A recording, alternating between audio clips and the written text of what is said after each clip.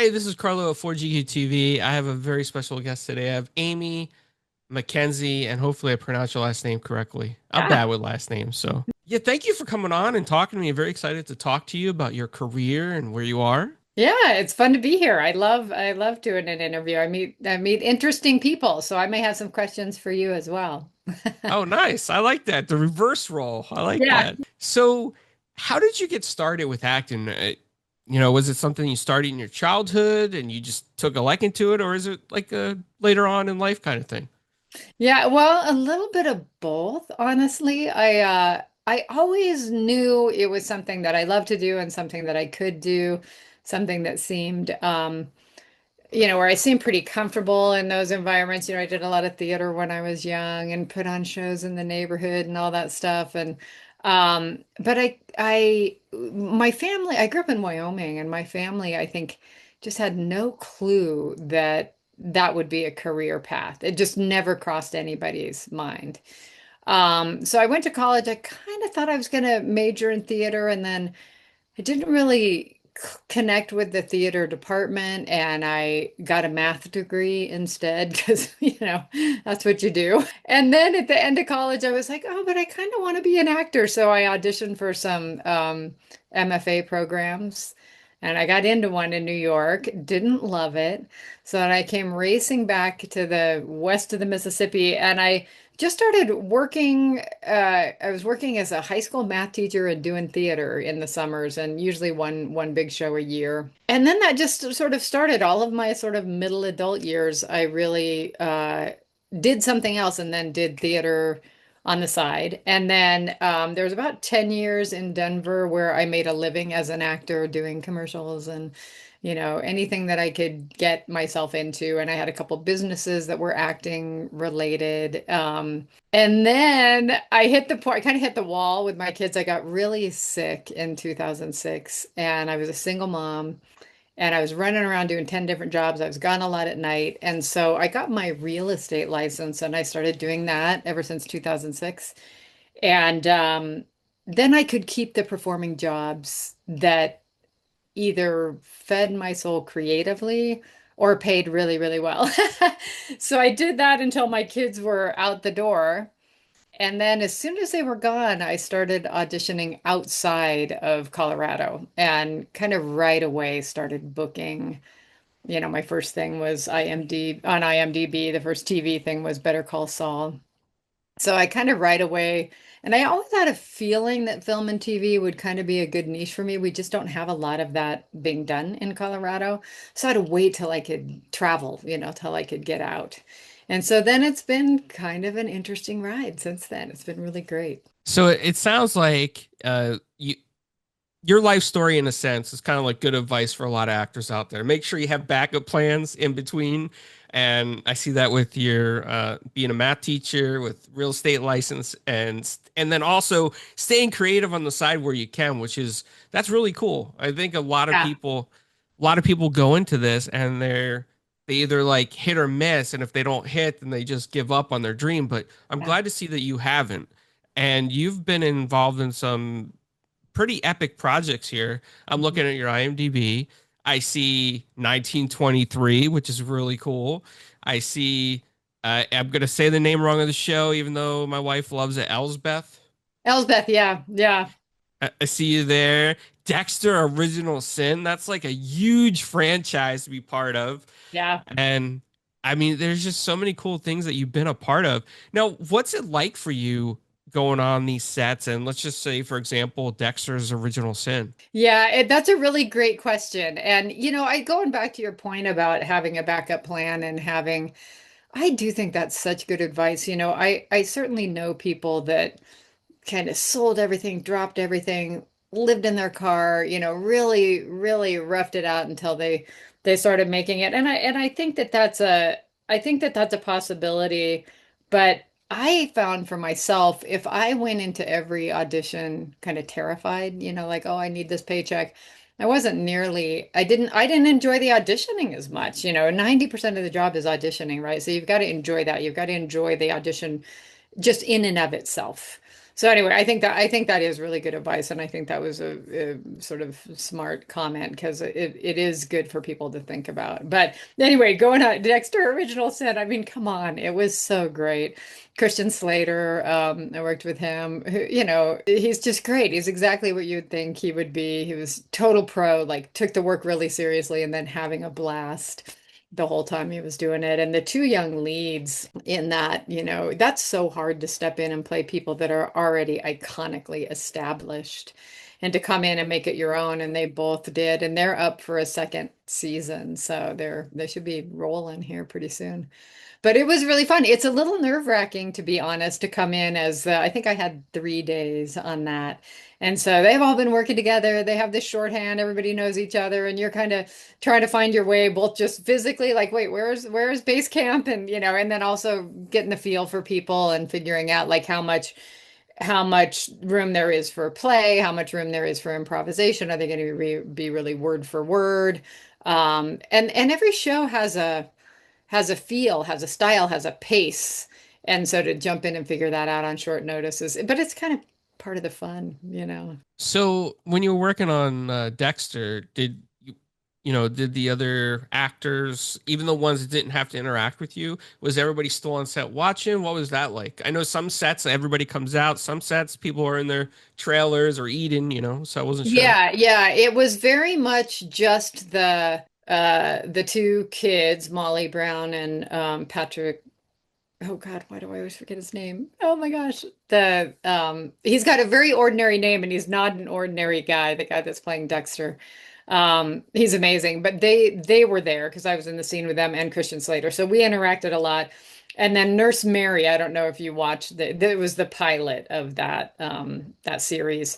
And so it kind of sets up Dexter's first kill. And it was established in the original series that Patrick Gibson, oh my God, thank you, sorry, that his first kill was this nurse. And so it's kind of a remake of a story that was told in the original series. So she was around a lot. So the four of us hung out and everybody, Christian Slater, his wife had just had a baby.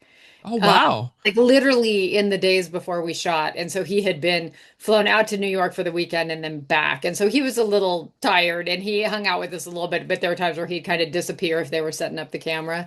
But everybody else really hung out and chatted and they're super friendly and nice. And yeah, but nobody that wasn't who wasn't on that day, nobody else came in. It's pretty focused. They got a timeline and they got to kind of crank and get things done. So So in your roles as a actor in a lot of these series, do you actually get to improvise anything or is it just strictly a script?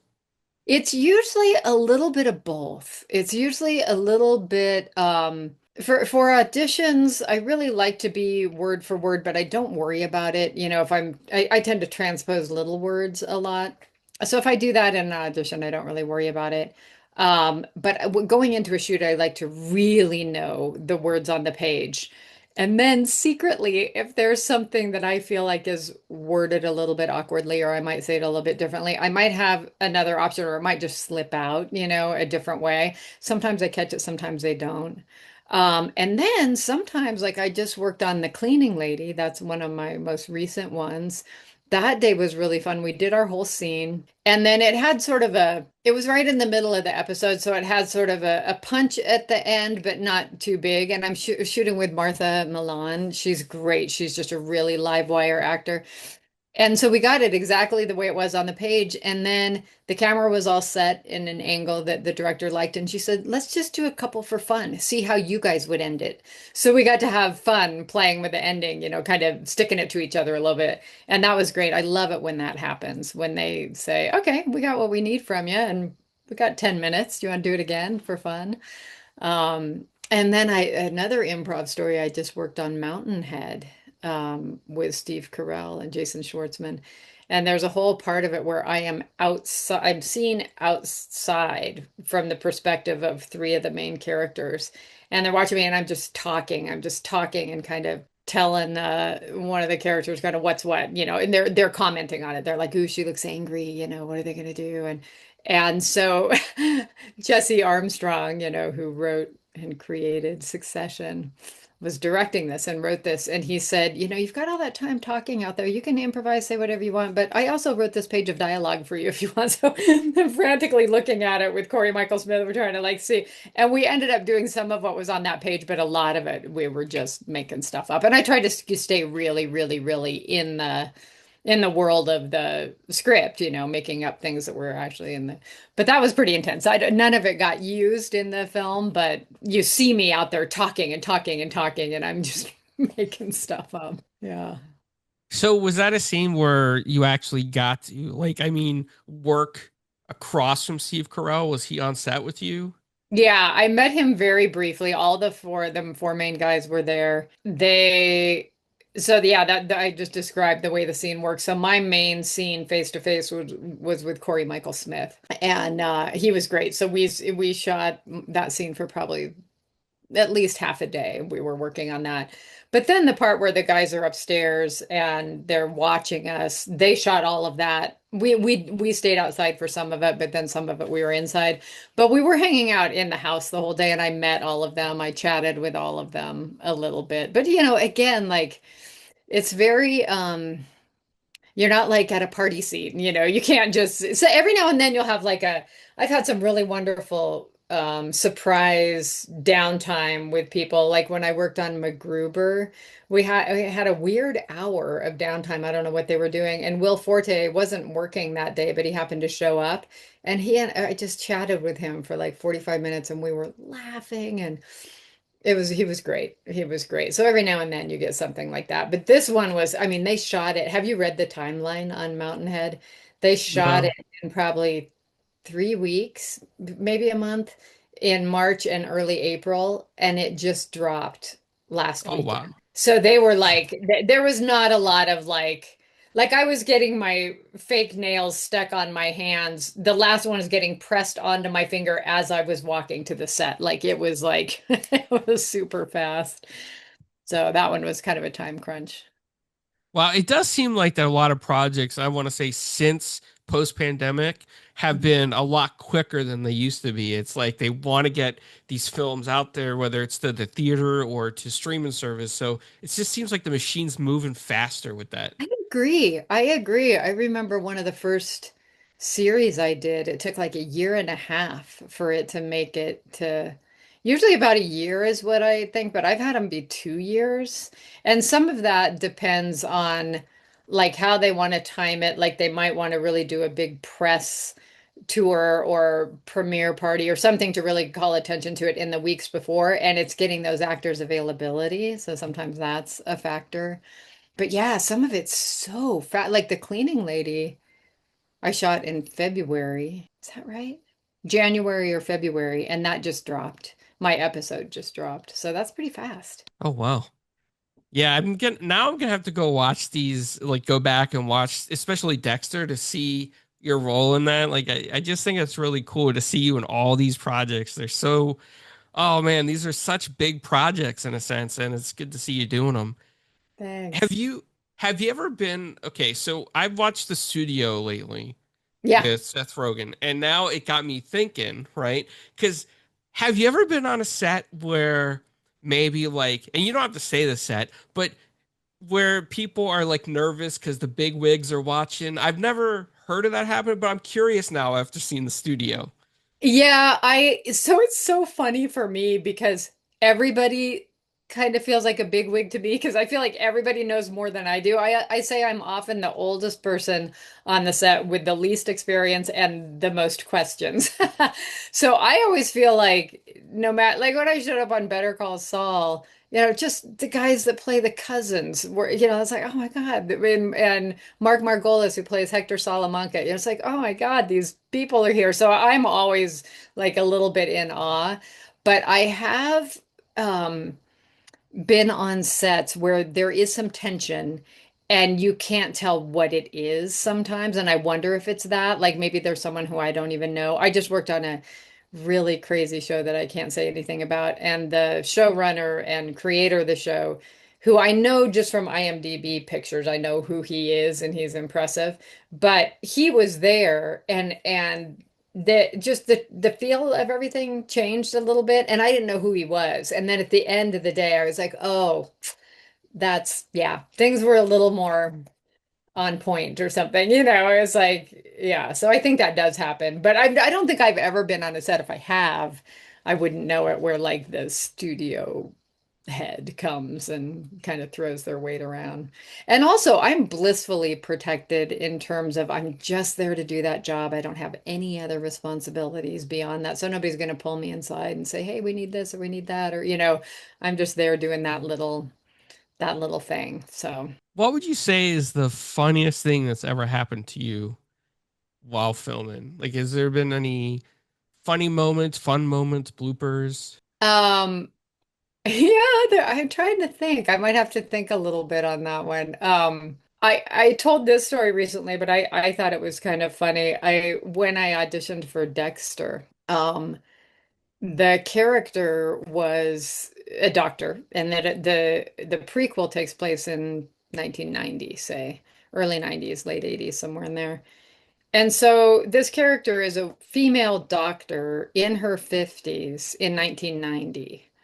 And so you figure she went through medical school 20 years before that, so late 60s, early 70s. And so I thought she's either really hard as nails, like super tough and just like you don't mess with her because she's such a badass, or she's very you know how women of that era often got by being very deferential, like, hey, I don't want to step on any toes, but like, so when I see an option for two extreme takes on the character, I audition both ways. And then I get the role, but then I didn't know which one, right? You don't have a lot of interaction with the director. And if you watch the series, I'm in it for a couple minutes at most, a minute at most.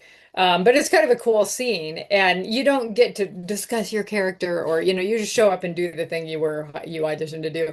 So I remember standing there just thinking, well, okay, we ran it for camera and everybody was kind of mumbling. I still don't know how this is. I'm just gonna pick one. And I picked the kind of more hard as nails, partly because Christian Slater, when I actually met him in person, his character is kind of a tough guy, like a big tough guy. And I was like, I'm gonna meet that. I'm gonna meet that energy. I mean, he's not playing a tough guy, but he's got a very masculine energy.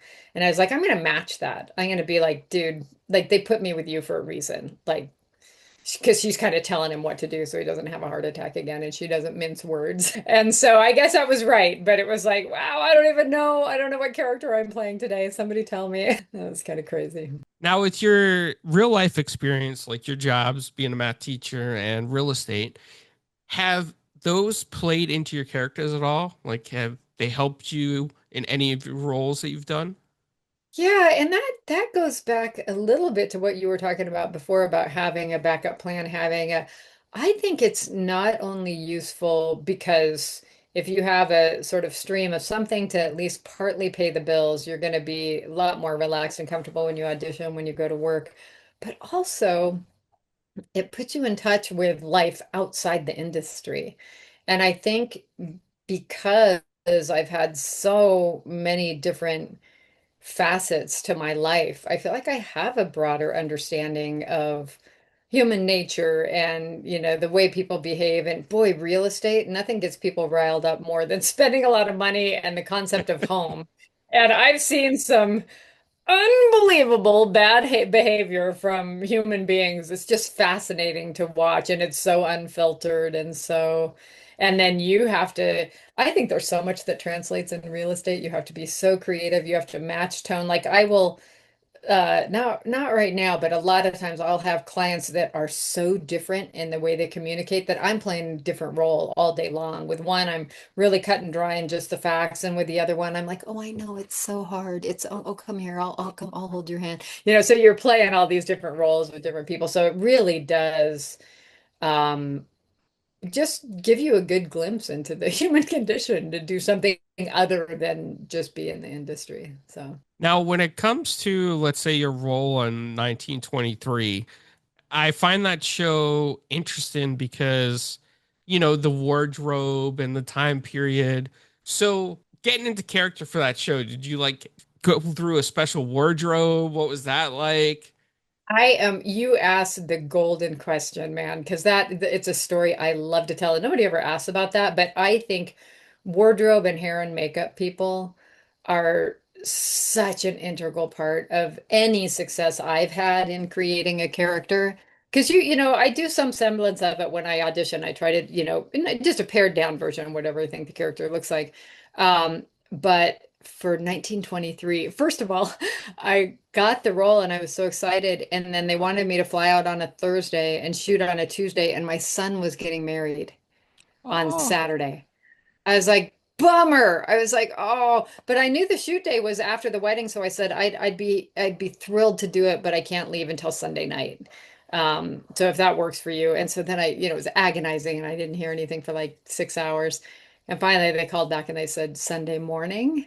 And I was like, okay, okay, Sunday morning. So I flew out Sunday morning, slept not at all because it was my son's wedding, and I just ended up staying up all night. By the time we got home, it was like 3 o'clock, and my other son and I just hung out talking while I packed, and the car came and picked me up at 5:30 or something. But I got straight to Montana, and so picture a giant Kmart, like a big old Kmart, and they had, it had been abandoned, or, was no longer a Kmart, but they had taken over the whole thing for wardrobe. It was like walking into a Kmart, but everything was from 1923. So you walk in and on the right was the whole hat section, cowboy hats. And then the next section was boots, just boots and racks and racks, literally like on shelves and racks, kind of like you were at a store.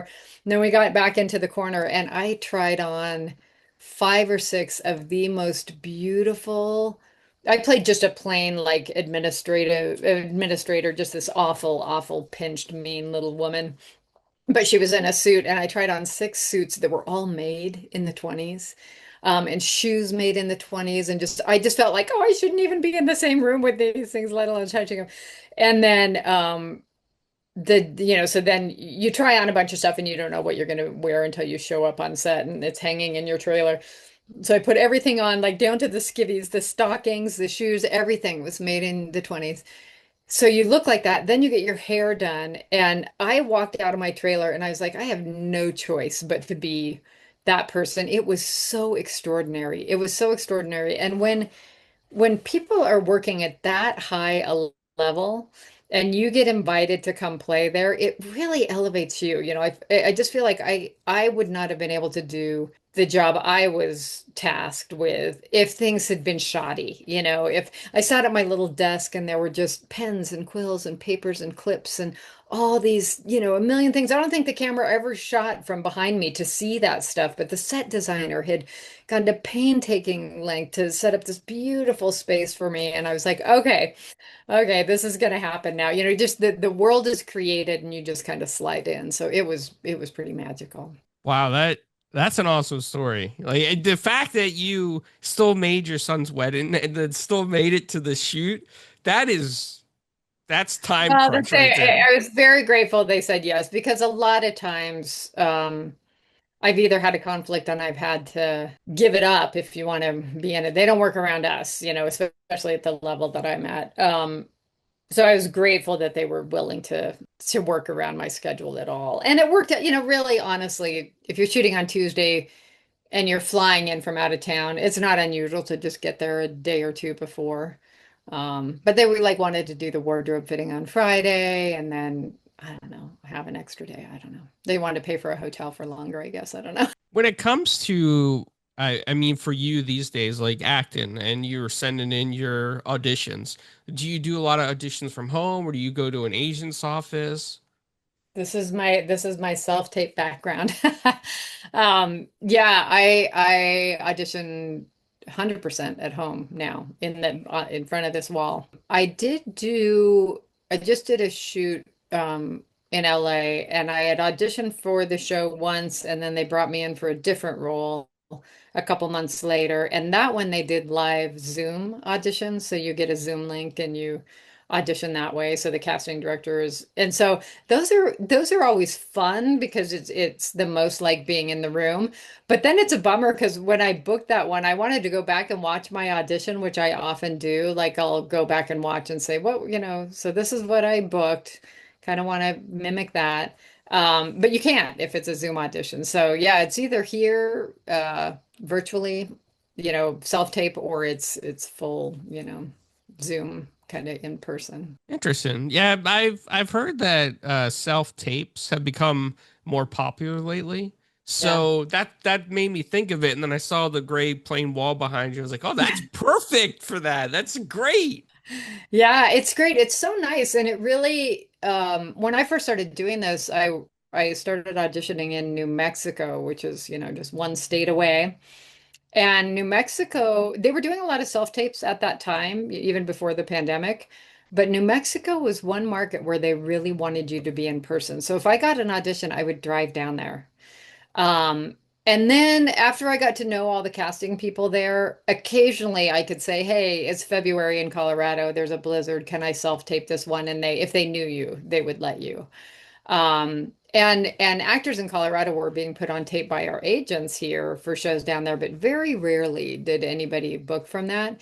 Then the pandemic hit and everybody went virtual. And I guess a lot of commercial auditions have gone back to in person. I hear from my friends in LA and New York that commercials, they really want you to be there. But so far, I haven't had any issue, even after the pandemic and after the strike, that to do it virtually. So it'll be interesting to see if that ever changes. If it goes back to full in person, be in the room, I don't know. I don't know which coast I would pick. I feel like Colorado's such a great in-between place. I worked half of my days last year in New York and half in LA. So Denver's a great place to hang out and wait for whichever, for your marching orders. Wow, that's really cool to see that. I was interviewing somebody not that long ago, and it made me think of the self tape stuff. And it was for Until Dawn. They did a self tape audition, and I was like, wow, it's like becoming more popular. Yeah, self-tapes are great. I mean, it's great for those of us that don't live in the bigger markets to still be able to be considered. So, is there any roles that you've done that you really resonate with? Like something that if somebody says, "Hey, what did you act in?" and it just pops up right off the top of your head. Oh, this character, I really love doing that character. Um, Yeah, it's funny you ask. I feel like the character in 1923 was really fun. I mean, it is such a small role, but it was so fun. And it was I think there's more to that character. You always try to create a full fleshed out person, even if you only have like a page of dialogue. You want to come with a full, complete person. And when I was younger, I did a lot of, commercial work and industrial videos. And I was always like spokesperson or soccer mom or, just very commercial, kind of ting. And now I get to play characters that are a lot more nuanced and darker and richer and stronger. And 1923 was interesting because when I read it, I thought, oh, I'm not gonna get this. I just look too, I don't know, I look too cheery or something. My disposition is pretty sunny and and I thought, well, but I really want to act this, I really want to.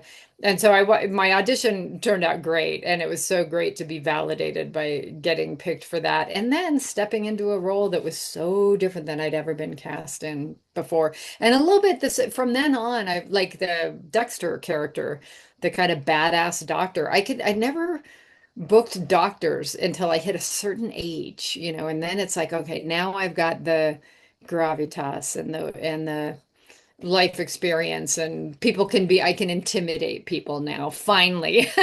And so that's a really fun new trajectory rather than just being that, oh, sure, honey, do you want some milk and cookies? I was always like the forced cheerful mom, and now I get to be a lot of other things, which is really fun. Now, speaking of commercials, you mentioned that you've had a commercial career as well. Are there any commercials that maybe somebody like me would remember or recognize that you were in? The national commercials I did were all big car commercials and they come and go so quickly. You wouldn't remember that. I did have one that I can't shake here in this region.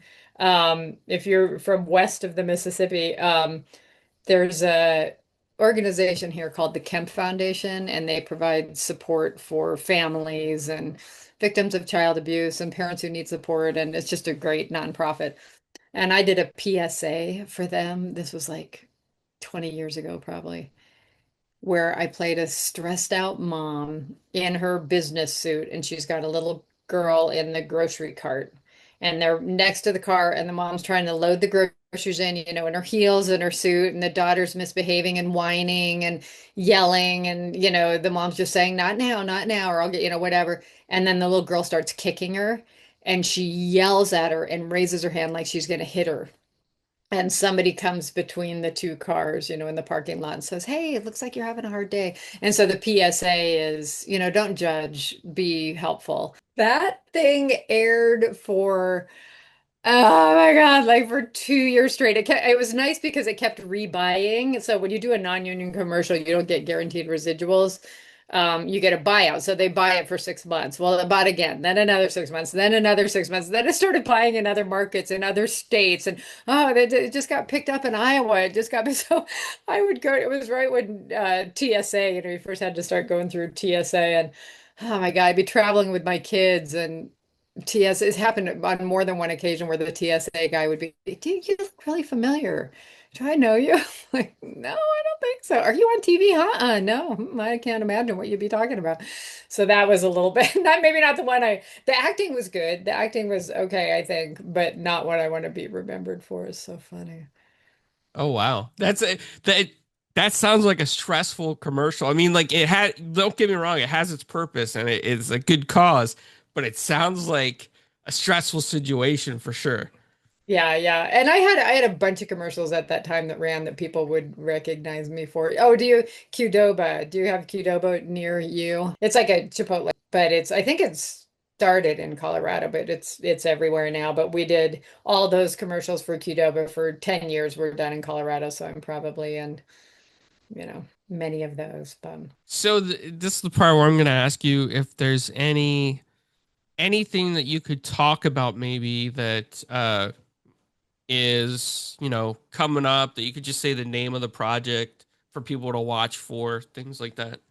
yeah, I'm really excited about a couple things coming up. And I think I can say this because they included me on IMDb, so that sometimes you don't see your IMDb credit until it airs, and that's how you know you made the cut. Um, but Taylor Sheridan, who did 1923 and Yellowstone, as we all know, he has a new one coming out sometime this year or maybe early next year called The Madison. It's getting a lot of press now. It's with Michelle Pfeiffer. And I was lucky to be a small part of that. That was really fun.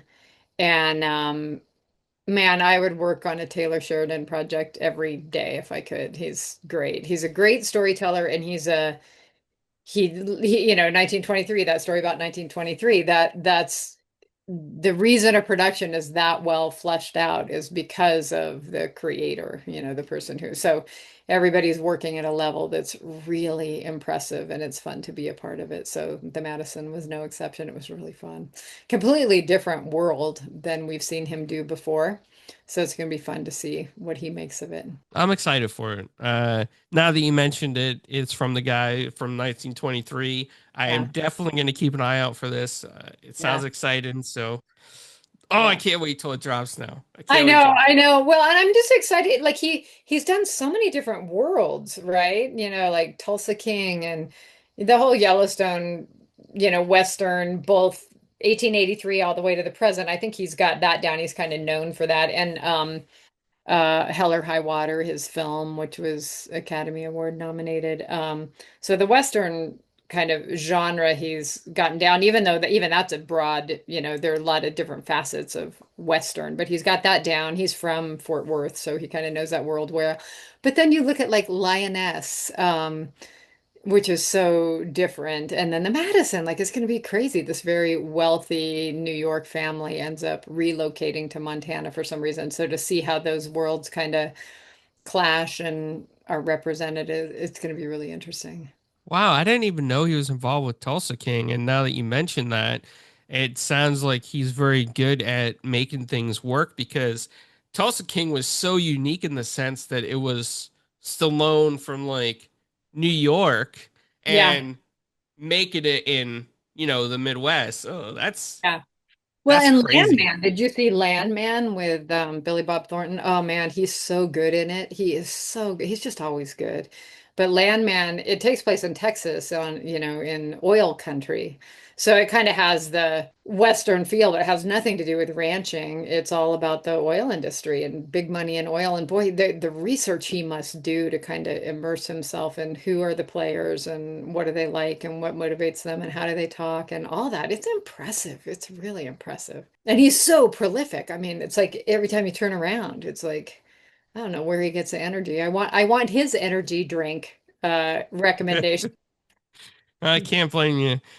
And so where can people find you? Like, if they want to look at you, I guess IMDb is one place, but do Yeah, you have like IMDb is socials? always updated, and then my Instagram, I still have it open for now. I don't have any reason not to. It's at Mac Amy, and that's easy to find. But I do think IMDb is greatest place to keep up with what people are doing. And then it's so fun, like because I've been in a few high profile projects. Because I search other actors sometimes. Like I'll watch a movie and I'll look for the actors that are playing roles the size of the ones that I might be considered for. And then I do a dive on them and look at the careers of some of the people that are not the headliners. And it's pretty interesting. It's interesting to see what people have. And almost always when you do that, you're like, oh, that's right. They were the person in whatever. And it's so fun. I feel like I look really different in everything I do. And so it's kind of surprising to find out that that was the same person who, and there's so many people like that. Those of us that are kind of just workaday actors pop up in unusual places. You might have, seen someone before. So that's kind of fun. It's I hear this a lot from a lot of different actors, and it's that every actor is a working actor. Yeah. It's because even if you are a big name actor, you could be a big name actor in the 1980s, but today you might still be looking for jobs. So it's an up and down kind of thing, and everybody's just grateful for the roles that they get. And Uh, I was sitting on a set in LA recently with some really heavy hitters. And there were just four of us sitting there, and the conversation started, what keeps you motivated? And it was such an interesting discussion because we were all at such different points. And for one, I felt honored to be there and honored that these other three people were even listening to my story, and then fascinated to hear theirs. But even at the level where people are in, Academy Award winning films, award nominated themselves, really high level, they're all still grappling with, okay, well, that was good. And I got really good press with that. What's next? What do we, and it's different challenges. It's like, what will be next for my career? For me, it's like, what's next? Everything is open because I don't feel like I'm going to say no to much of anything. But there's a lot of figuring out the next step all the way. And any interview you listen to with really successful actors, they talk about, I'm so bummed I didn't get that one. There's usually one or two people when you get at a really high level that you're always in the running with. And it's either you or them, and you're watching their career going, I wish I. So it's all the same stuff. So I think being an actor is a lot about just keeping yourself grounded. And then all at the end of our conversation in this little huddle that we had, everybody was talking about how they were just fundamentally grateful to have been involved in this industry in the way that we already had been. I'm so grateful for the work I've had, and these people that had 30-year bodies of work, we're grateful for the work they've done, and not expecting a lot, not like, well, this means I'm gonna, there's not a lot of desperate climbing. It's like, we'll see what comes next. You just kind of have to be open. And it was a nice conversation. It was really cool to hear. well, I have one last question for you. It's a fun question, and Okay. it's completely off the ballpark of all this, but we ask everybody that comes on the channel for every interview. Pineapple on pizza, yes or no? Yes, of course. Oh, oh no. Oh no, is that the bad answer? Not always, but Okay. here's the thing. So ham and pineapple is not enough. That if you say pineapple on pizza and you're thinking that means Canadian bacon and pineapple, I can take that or leave it. But if you take that and you add a little bit of onion and maybe some mushrooms and maybe some olives, then it starts to get Oh, interesting. okay. Yeah, so the ham and pineapple is like, okay, yeah, that's kind of fun. I'm not always in the mood for that. But a little bit of pineapple with something spicy or onion or, a little bit of spinach maybe in there, then it's all about the amount. But yeah, I think it's fun. I'm a child of the 70s, of course. Okay, okay. So then I'm gonna ask you this. So I have interviewed several different actors, and they have some strange answers, these particular actors. So Okay. one says sauerkraut on pizza. German sauerkraut on pizza. No, one or the other. Go to Germany or go to Italy. Yeah, no. No. Okay. Another says mustard on pizza. Oh man, who are these people? I need to make a list so I can, be prepared if I ever work with them for the onslaught of weird that's going to happen. Mustard on pizza? No. No. Okay. And then somebody in LA who's a voice actor, and he answered this at a convention. It started sounding okay at first. Cheeseburger on pizza. Okay. I could see that. Not that I would eat it, but I could see how some people would do it with lettuce and whatnot. But then he said, add the mayo. Oh man. See, no, no, no. And then they'll go get a burger. Then you're just sort of like making the burger sad also. Then the burger's just sad. I come from a world where pizza means to me like the best tomato sauce. Got to have garlicky tomato sauce and cheese. Those are a must-have. So do you put mozzarella cheese and marinara on a burger? I don't know. I don't think so. I Interesting think that's wrong. choices. Well, Amy, I want to thank you for coming on, hanging out with me. It's been fun talking to you. I'm going to go ahead and look forward to your upcoming projects. The Man Yeah. Who Changed the World, The Last Day, The Madison on Purple as well. So I'm not sure where that's going to be shown because it's a short, but I'm going to try to find it if it's at a film Find festival. all the ones that are out there. Go watch the first episode of Dexter Original Sin. I think you'll like it, especially if you saw any of the first series. I think it's really fun. I think they're having a ball with it. So if anybody's a big Dexter fan, they're loving all the Easter eggs that are in there. But even if you weren't, I think they're great. I think they're doing a great job. Yep, it's awesome. Well, Yeah. Amy, thank you so much. It was Enjoy nice the to meet rest. you. Absolutely. And I hope to get to talk to you again in the future after your next projects have aired and ask you more questions. Very excited for your future and your acting and everything that you do. Yeah. Well, thank you so much. I appreciate it. It's really nice to meet you.